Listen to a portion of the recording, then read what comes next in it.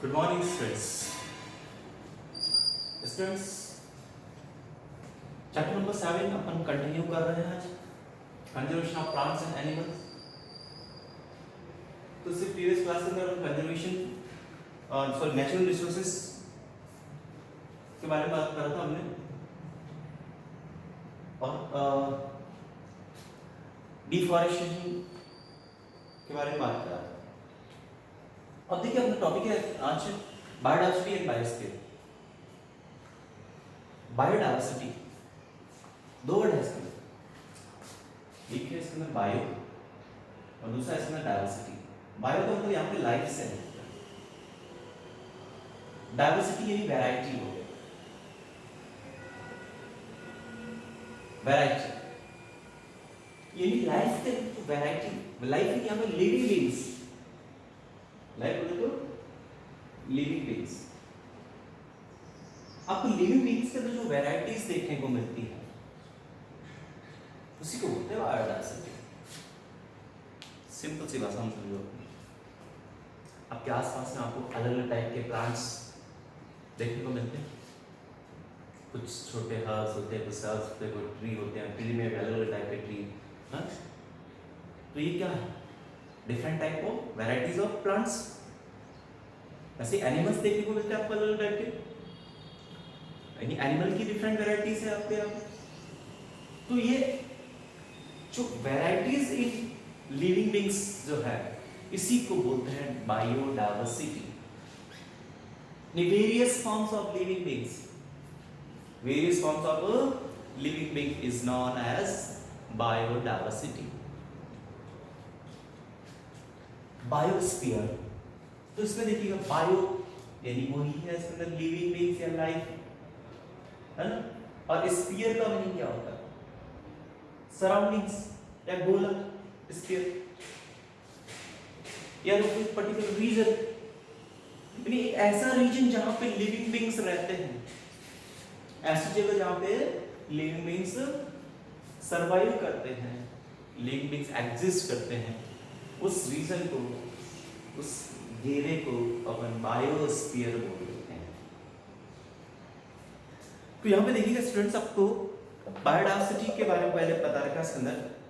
तो हमने बताया इसके अंदर वैरायटीज ऑफ ऑर्गेनिज्म। अगर अपन इसको वन वर्ड के अंदर अगर डिफाइन करें पूरे बायोडायवर्सिटी को, तो इसके अंदर हो जाता है इसके अंदर वैरायटीज ऑफ ऑर्गेनिज्म। ऑर्गेनिज्म की जो वैरायटीज है उसी को अपन क्या बोलते हैं इसके अंदर? बायोडायवर्सिटी। ठीक है, जैसे प्लांट है, एनिमल्स है, माइक्रो ऑर्गेनिज्म है, इन सब की जो है आपको अर्थ पे वैरायटीज देखने को मिलती है इसके अंदर। अब देखिएगा अर्थ के अलग अलग रीजन पे के अंदर आपको अलग अलग टाइप के प्लांट्स, एनिमल्स देखने को मिलेगा इसके अंदर। The most serious threats of biodiversity loss comes from the habitat destruction. अब बोल रहे हैं इसमें जो बायोडायवर्सिटी है उसको काफी ज्यादा नुकसान हो रहा है। उसका एक बहुत बड़ा रीजन है इसके अंदर destruction of habitat.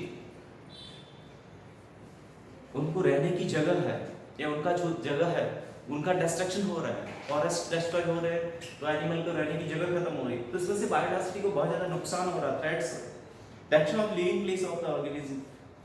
Habitat destruction take place due to the deforestation.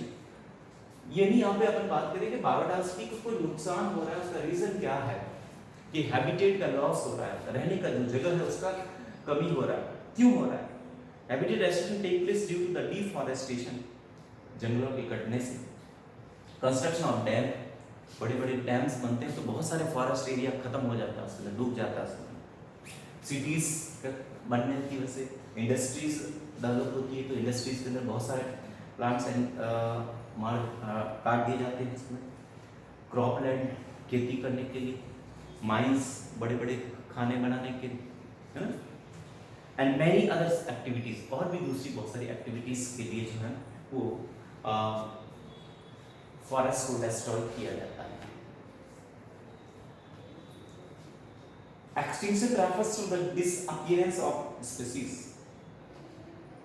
Extinction का मीनिंग क्या है कि कोई स्पीसीज जो है वो अर्थ से गायब ही हो जाए। जैसे डायनासोर मिलियंस ऑफ ईयर, लाखों साल पहले था, इन्वायरमेंटल कंडीशन चेंज हुआ, अपने आप को एडजस्ट नहीं कर पाया, एग्जिस्ट हो गया, तो यहां से खत्म हो गया पूरा। तो extinction refers to disappearance of species. A species once lost cannot be retrieved. एक बार एक स्पीसीज खत्म हो गई इस दुनिया से तो वापस कभी नहीं आएगी। डायनासोर अब वापस नहीं आ सकता। ऐसे राइनोसोर्स, प्लेसियोसोर्स, बहुत बड़े बड़े एनिमल्स हुआ करते थे, ये वापस अब नहीं आते। In simple word, the species of plant and animal which have already been lost are called extinct species.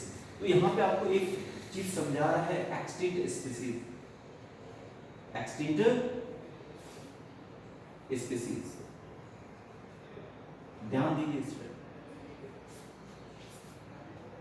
Actually अपने को टॉपिक किधर से किधर ले जा रहा है, बायोडायवर्सिटी के अंदर आपको ये क्यों समझा रहा है?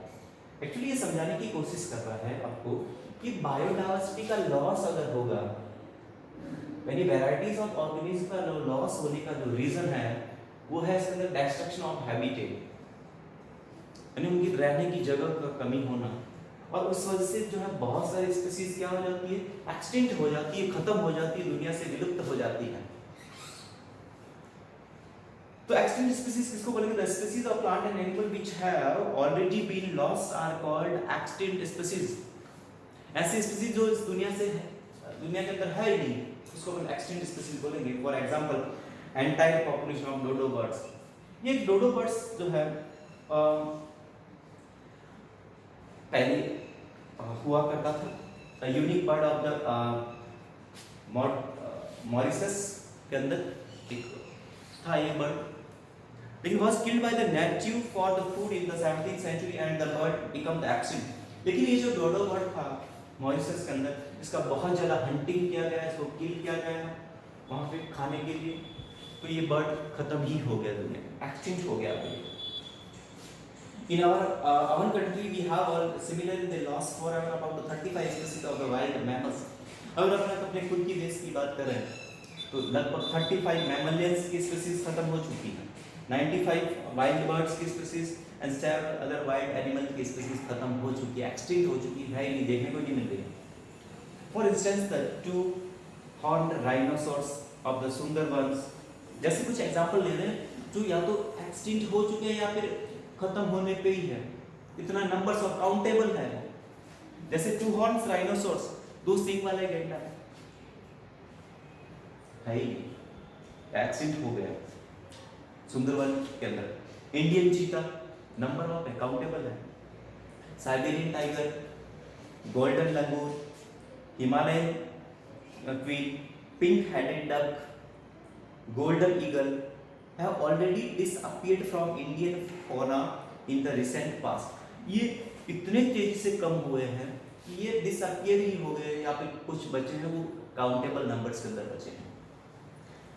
The extinct plants in our country are Brahmakamal and Sarpagandha. Plant के अंदर भी यही हाल है, ब्रह्मकमल नाम भी नहीं सुना होगा आपने, देखने तो दूर है। सर्पगंधा, ये प्लांट एक्सटिंक्ट हो चुके हैं, ठीक है। Threatened species are those species which have already reduced in the number. Next इसके अंदर आपको जो है एक्सटिंक्ट स्पीसीज के बारे में दे रखा है, इसके अंदर आपको थ्रेटेंड स्पीसीज, थ्रेटेंड स्पीसीज। देखिए थ्रेटेंड स्पीसीज क्या है, जिनको बहुत ज्यादा खतरा है, नुकसान है, खतरे में है जो स्पीसीज, इसको बोलते हैं threatened species. The species are those species which have already reduced in numbers. ऐसे स्पीसीज जिनका नंबर्स बहुत तेजी से कम हो रहा है।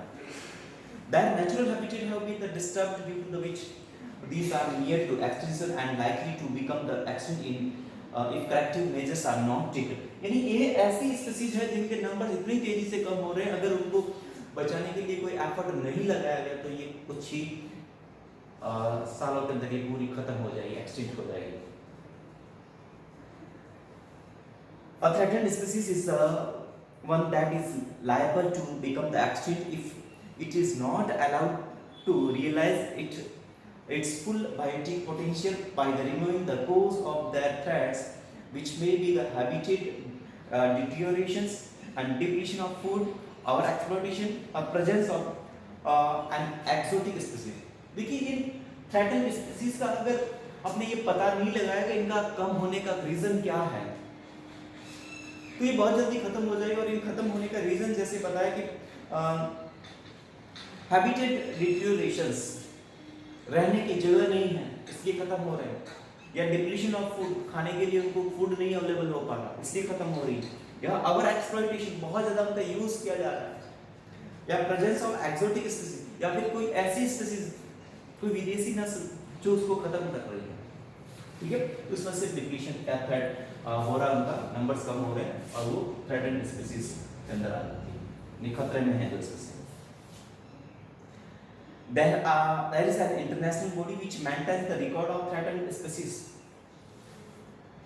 एक इंटरनेशनल लेवल पूरी दुनिया के अंदर एक ऐसा ऑर्गेनाइजेशन बनाया गया है जो ऐसी थ्रेटेंड स्पीसीज को मॉनिटर करता है कि कहाँ पे कौन सी स्पीसीज के नंबर्स बहुत तेजी से कम हो रहे हैं, तो उसका रीजन क्या है ना।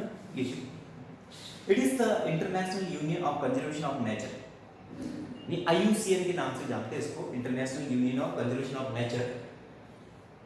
It has headquarter at the Morges, Switzerland के अंदर इसका हेडक्वार्टर है। IUCN, international union of conservation of nature. Conservation of forest and wildlife या बायोडायवर्सिटी। तो अगला है आपका इसके अंदर conservation of forest and wild life.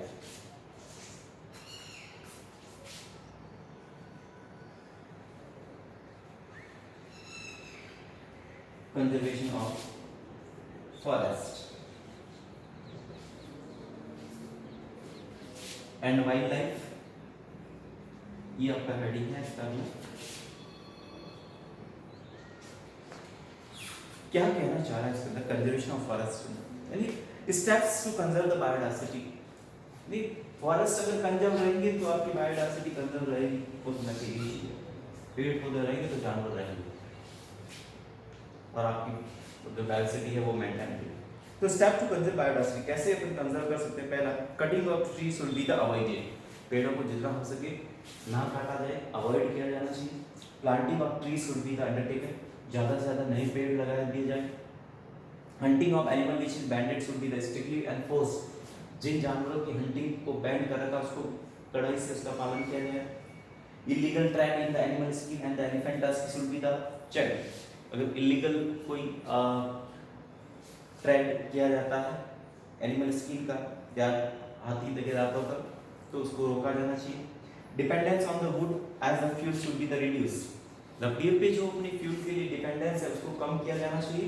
और alternate source of energy should be encouraged, और उसका भी एक अल्टरनेट आपको ढूंढना पड़ेगा या उसको एनकरेज किया जाना चाहिए।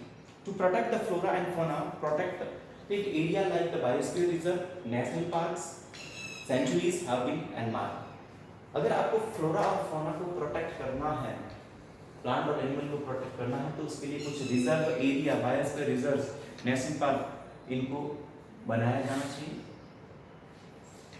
Effective system to prevent and fight forest fire should be the establish, जंगलों में लगने वाली जो आग है उसको रोकने के लिए कोई इफेक्टिव तरीके ढूंढने चाहिए।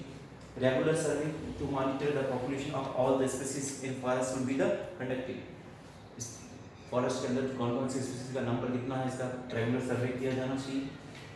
Government should make the strict rule and laws for the protection of the forest, forest को बचाने के लिए कड़े कानून बनाए जाने चाहिए। We shall have to the play a role in conservation of forest, हमारे को भी जो है अपना योगदान देना चाहिए फॉरेस्ट को कंजर्व करने में। Environment awareness program for the masses should be the conducted on a large scale, environment को बचाने के लिए कुछ बड़े लेवल पे, बड़े स्तर पे प्रोग्राम चलाए जाने चाहिए। Non governmental organization NGOs should be provided encouragement to the undertake conservation work, NGOs जो है उनके द्वारा भी जो फॉरेस्ट को कंजर्व करने के लिए कुछ एफर्ट्स किया जाना चाहिए। ठीक है, तो ये तो थे इसके अंदर कि इसके अंदर step to conserve the biodiversity, यानी अगर फॉरेस्ट को कंजर्व करेंगे तो बायोडायवर्सिटी कंजर्व होगी। तो फॉरेस्ट को कैसे कंजर्व कर सकते हैं ये, और एनिमल्स को कैसे बचा सकते हैं, इस चीज़ को हमने यहाँ पे समझा है इसमें। नेक्स्ट आपका टॉपिक है how can we overcome the problems of deforestation, यानी डिफॉरेस्टेशन को कैसे अपन कम कर सकते हैं स्टूडेंट, ठीक है। ये अपन डिस्कस करेंगे नेक्स्ट क्लास के अंदर। Okay student, thank you.